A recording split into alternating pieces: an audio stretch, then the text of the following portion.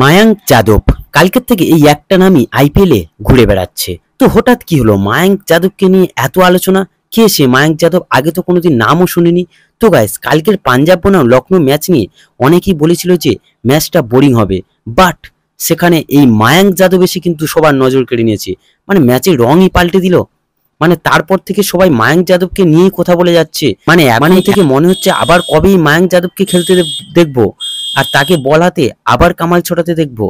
আলাদাই একটা talent, line length তো দারুণ রেখেছে এবং তার সঙ্গে স্পিডটাও মারাত্মক। আইপিএল এর ইতিহাসে ভারতীয় বোলারদের মধ্যে সেকেন্ড হাইয়েস্ট স্পিড, প্রায় 156 কিলোমিটার বেগে বল করেছিল। আর প্রথম ম্যাচেই এই ধরনের বোলিং সত্যি প্রশংসার যোগ্য।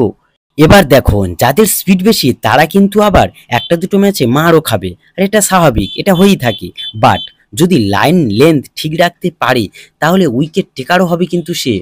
আর সেই কারণে পরের ম্যাচগুলোতে কেমন বল করে তা দেখার জন্য এক্সাইটেড হয়ে আছি।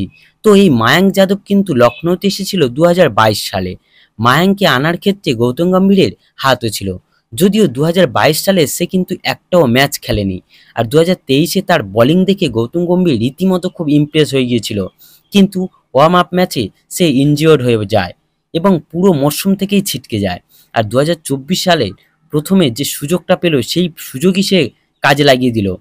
মানে একজন ভারতীয় প্লেয়ারের কাছ থেকে এই ধরনের বোলিং দেখে খুবই ভালো লাগছে।